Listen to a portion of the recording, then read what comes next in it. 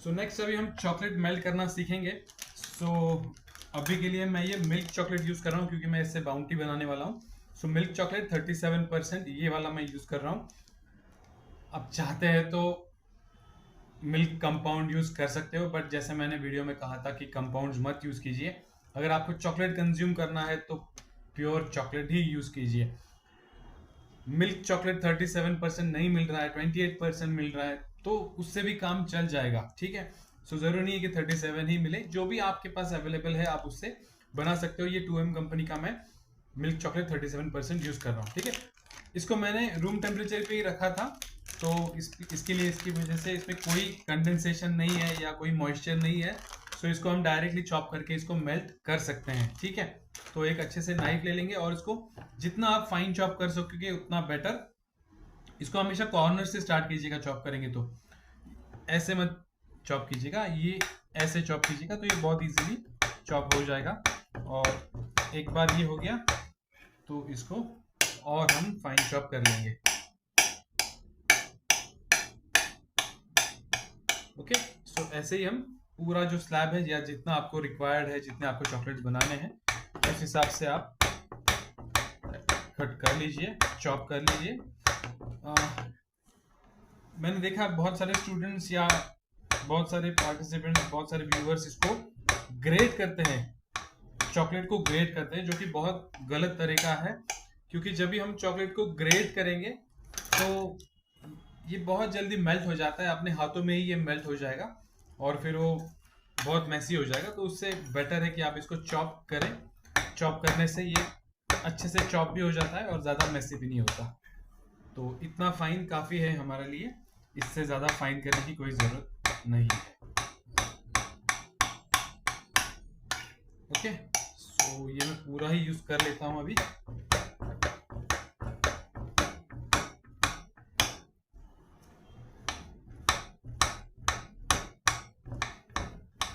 Evenly chop कीजिए, कोई chunks बहुत बड़े रह गए, कोई बहुत बारीक हो गए, ऐसे मत कीजिए, क्योंकि बड़े चंक्स फिर ज़्यादा टाइम ले लेंगे मेल्ट होने में और फिर अगेन वही प्रॉब्लम आ जाएगा, आप ज़्यादा देर के लिए उसको हीट करोगे और फिर चॉकलेट सीज होने का डर होता है। इसलिए इसको जितना इवन हो सके उतना इवन इसको चॉप कीजिए। ओके, सो ये हो गए। चॉप करने के बाद अभी इसको हम मेल्ट करेंगे। मेल्ट करने का जो मेथड है इसको बिल्कुल भी स्किप मत कीजिए। इसमें बहुत इंपॉर्टेंट टिप्स मैं आपको बताने वाला हूँ, जो अगर आपने स्किप कर दिया तो आपका चॉकलेट जो है वो सीज हो सकता है। तो इसलिए वीडियो कंटिन्यू देखिए, ठीक है। सो ये हो गया चॉप। अभी इसको हम एक बाउल में ट्रांसफर करेंगे और इसको मेल्ट करेंगे।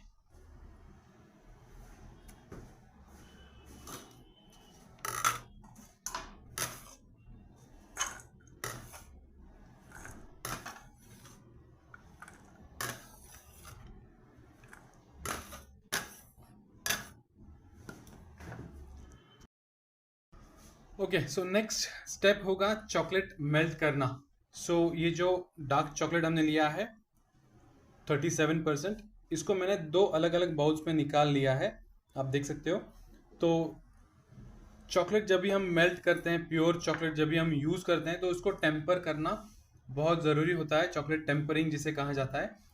चॉकलेट टेम्परिंग क्यों इंपॉर्टेंट होता है? क्योंकि जब भी आप चॉकलेट मेल्ट करके उसके साथ कैंडीज़ या अलग अलग चॉकलेट्स बनाओगे, तो अगर आपने चॉकलेट टेम्पर नहीं किया है तो वो बहुत जल्दी जल्दी रूम टेम्परेचर पे ही मेल्ट हो जाएंगे, बहुत इजीली मेल्ट हो जाएंगे। आप जैसे ही उसको हाथ में लोगे तो उसका टेक्सचर भी काफ़ी सॉफ्ट होगा। तो अगर आपको वो नहीं चाहिए, तो क्रंची अगर चॉकलेट बनाना है तो आपको चॉकलेट टेम्पर करना ज़रूरी है। सेकेंडली, जब भी आप चॉकलेट टेम्पर करते हो तो उसमें अच्छे से शाइन भी आ जाता है। तो इसलिए इट इज़ वेरी इंपॉर्टेंट कि आप चॉकलेट को टेम्पर करें। अभी टेम्पर करने के दो मेथड्स होते हैं। पहला मेथड हम देखेंगे जिसमें सीडिंग करेंगे। तो थोड़ा चॉकलेट हम ये बड़े बाउल में मेल्ट करेंगे और थोड़ा चॉकलेट मैं अलग बाउल में रख रहा हूँ, इसको हम बाद में उसमें ऐड करेंगे, तो उससे चॉकलेट जो है वो टेम्पर हो जाएगा। इसको सीडिंग मेथड कहते हैं। और दूसरा जो मेथड है वो इसके बाद में आपको बताऊंगा। उसको टेबल पे हम फैला के वैसे हम टेम्परिंग करते हैं। तो जब भी आप चॉकलेट मेल्ट करोगे तो कुछ चीज़ें आपको ध्यान में रखनी ज़रूरी है।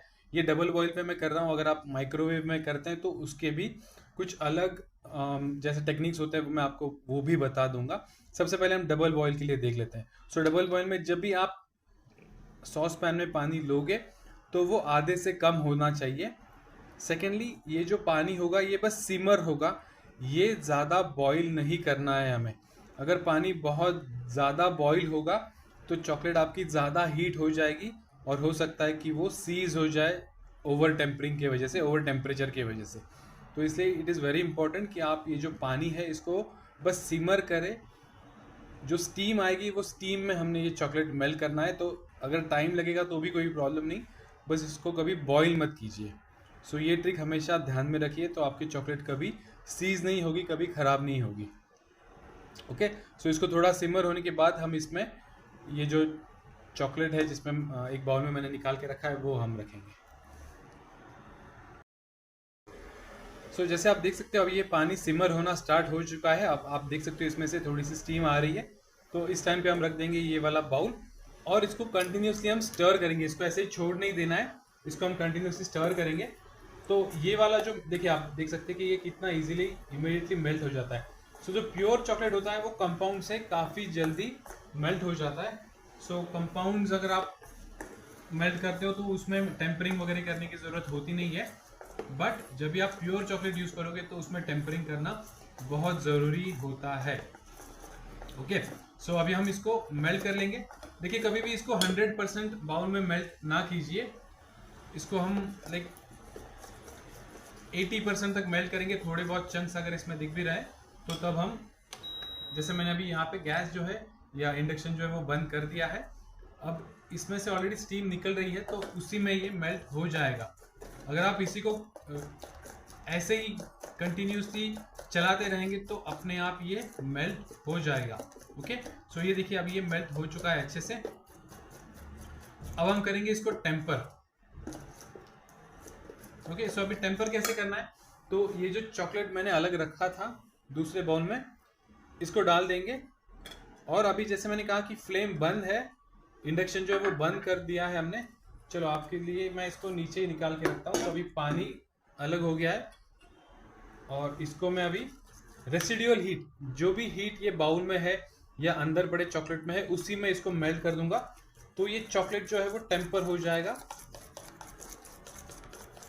और हम इसको इमीडिएटली यूज कर पाएंगे चॉकलेट्स बनाने के लिए।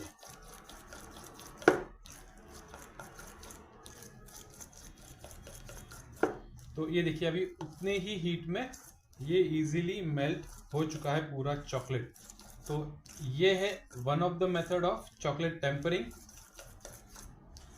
अगर आप मार्बल मेथड जो मैं आगे चल के दिखाने वाला हूँ वो नहीं करना चाहते हैं तो आप ये वाला मेथड यूज कर सकते हैं। ओके, अभी परसेंटेज में कितना लेना है, कितना चॉकलेट मेल्ट करना है और कितना बाद में डालना है सीडिंग मेथड में, तो मैं कहूँगा अराउंड 70% चॉकलेट आप मेल्ट कीजिए।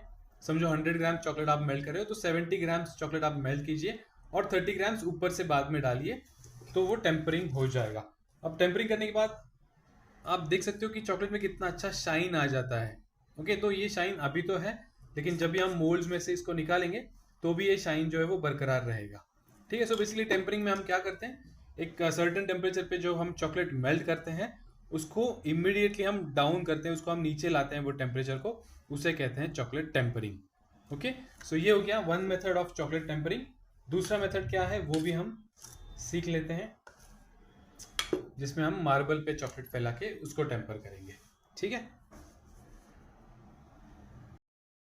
ओके, सो नेक्स्ट अभी हम जो टेम्परिंग करेंगे वो मार्बल मेथड पे करेंगे, मार्बल पे फैला के वो वाला करेंगे। सो उसके लिए आप देख सकते हो कि मैंने डबल बॉईल पे पानी ऑलरेडी रख दिया है, वो सिमर होना स्टार्ट हो गया है।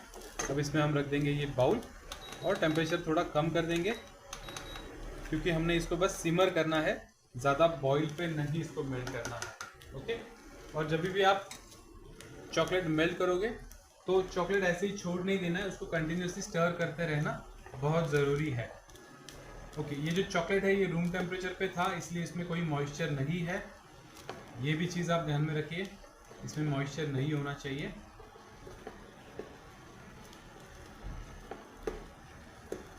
और जब भी चॉकलेट मेल्ट करोगे तो उसको कंटिन्यूसली स्टर करते रहें। ठीक है, अब जब तक ये मेल्ट हो रहा है तब तक मैं आपको माइक्रोवेव मेथड के बारे में भी बता देता हूँ। अभी देखिए काफ़ी हीट हो गया, तो मैंने इसकी जो फ्लेम है वो बंद कर दी है। इतने रेसिडुअल हीट में ही हम इसको अभी मेल्ट कर देंगे, ये ज़्यादा ओवर हीट नहीं होना चाहिए। ओके, सो माइक्रोवेव में कैसे मेल्ट करेंगे? सो अगर आपके घर पे माइक्रोवेव है, अगर आप डबल बॉयल पे नहीं करना चाहते हैं तो माइक्रोवेव में भी आप इसको मेल्ट कर सकते हैं। बस आप ग्लास बाउल में जो चॉकलेट है, चॉप किया हुआ चॉकलेट, वो ले लीजिएगा और उसको माइक्रोवेव कीजिएगा। Depending on the weather conditions, अगर ठंडा वेदर है तो अप्रोक्सीमेटली 1 मिनट तक टाइम लग जाता है, बट कभी भी डायरेक्टली 1 मिनट टाइम ना लगाएं। पहले 30 सेकेंड्स लगा दो, 30 सेकेंड्स बंद होने के बाद आप उसको बाहर निकाल लो बाउल, उसको ऐसे स्टर करो। अगर ऑलरेडी चॉकलेट अच्छे से मेल्ट हो गया है तो आपको और मेल्ट करने की ज़रूरत नहीं है। अगर नहीं हुआ है, चॉकलेट बहुत सारे चंक्स नज़र आ रहे हैं, तो आप उसको और 10, 20, 30 seconds depending on the weather आप उतना टाइम लगा सकते हो। ठीक है, अब देखिए ये भी चॉकलेट जो है वो अच्छे से मेल्ट हो चुका है। अभी हम करेंगे इसको टेम्पर, और टेम्परिंग जैसे मैंने कहा हम टेबल मेथड पे करने वाले हैं। तो पहले मैं ये सब चीज़ें हटा देता हूँ और फिर हम इसका टेम्परिंग देखेंगे। सो अभी हम कर लेते हैं इसका टेम्परिंग। सो जब भी आप चॉकलेट टेम्पर करोगे मार्बल मेथड से, तो एक चीज़ ध्यान में रखनी है कि जो मार्बल है आपका वो ठंडा होना चाहिए, लेकिन इसमें मॉइस्चर बिल्कुल नहीं चाहिए। सो अगर आपने इसको पानी से साफ किया है तो अच्छे से ड्राई नैपकिन से इसको पहले अच्छे से क्लीन कीजिए, साफ कीजिए, ड्राई कीजिए, और फिर ही इस पर आपको चॉकलेट फैलाना है। अगर इसमें एक बूंद भी पानी रहा, थोड़ा भी मॉइस्चर रहा, तो चॉकलेट आपका सीज हो सकता है। सिमिलरली जो टूल्स हम यूज करेंगे, जैसे ये स्क्रैपर यूज करूंगा मैं और एक पैलेट नाइफ यूज करने वाला हूँ, तो ये भी अच्छे से ड्राई होना चाहिए, इसमें भी मॉइस्चर बिल्कुल नहीं चाहिए। सो ये चीजें आप ध्यान में रखें और फिर चॉकलेट टेम्पर करना स्टार्ट करें। ठीक है, सो ये चॉकलेट जो अभी हमने डबल बॉयलर से निकाला है, ये अभी भी गर्म है, तो इसको अभी हम टेम्पर करेंगे मार्बल पे फैला के। जब कूल वेदर है तो ये बहुत अच्छे से टेम्पर होगा। ह्यूमिडिटी बिल्कुल नहीं चाहिए, हवा में नमी बिल्कुल नहीं चाहिए। अगर मॉइस्चर होगा हवा में तो इसमें भी वो मॉइस्चर आ जाएगा और ये चॉकलेट अच्छे से टेम्पर नहीं हो जाएगा, वो सीज हो जाएगा इनफैक्ट। तो ड्राई वेदर चाहिए इसके लिए, ड्राई एंड कूल वेदर। तो चॉकलेट जो है वो मार्बल पे डाल देंगे और इसको हम पैलेट नाइफ से ऐसे फैला के इसको ठंडा करेंगे। सो ये टेम्परिंग होता है। इसका मतलब है कि चॉकलेट को हमने एक सर्टेन टेम्परेचर पे गर्म किया मेल्ट करने के लिए, और फिर इसको इमीडिएटली फैला के उसका टेम्परेचर जो है वो हमने कम कर दिया, तो ये हो जाता है चॉकलेट टेम्परिंग। तो बस ज़्यादा कुछ करने की ज़रूरत है नहीं। इसके लिए टूल्स मिलते हैं, थर्मोमीटर्स मिलते हैं, बट अगर आप नए स्टार्ट किया हो अपने बिजनेस तो वो सब चीज़ों में इन्वेस्ट करने की ज़रूरत नहीं है। आप बस इतना टेम्परिंग करके भी चॉकलेट जो है वो यूज़ कर सकते हैं, और इसका क्लीनिंग बहुत ईजी हो जाता है, इसमें कोई मैसी नहीं है काम। एक अच्छे से स्क्रैपर में आप इन्वेस्ट कीजिए तो आपका काम जो है वो बहुत ईजी हो जाएगा। ठीक है, सो ये ऐसे हम चॉकलेट को जो है वो टेम्पर कर लेते हैं। सो चॉकलेट टेम्पर करने के बाद फिर आप उसको चॉकलेट मोल्ड्स में चॉकलेट बनाने के लिए यूज कर सकते हैं। डायरेक्टली चॉकलेट मेल्ट करके कभी भी मोल्ड्स में नहीं फिल करना, अदरवाइज उसका टेक्सचर अच्छा नहीं आएगा, बहुत सॉफ्ट हो जाएंगे चॉकलेट्स आपके, और फिर वो बहुत जल्दी जल्दी मेल्ट भी हो जाएंगे। ओके, सो जैसे मैंने कहा कि ये बहुत इजी है, इसका प्रोसेस कोई ज़्यादा डिफिकल्ट नहीं है, और क्लीनिंग भी आप देख सकते हो कि ये बहुत अच्छे से क्लीन भी हो चुका है। सो अब हमारे पास ये टेम्पर्ड चॉकलेट रेडी है। अब हम इसको यूज़ कर सकते हैं चॉकलेट्स बनाने के लिए। ठीक है, सो चॉकलेट टेम्परिंग ऐसे हम करते हैं दो मेथड से, एक सीडिंग मेथड हमने देखा और ये हमने मार्बल पे फैला के, ये भी एक हमने मेथड देख लिया। तो चलिए अब हम बनाते हैं इसके चॉकलेट्स।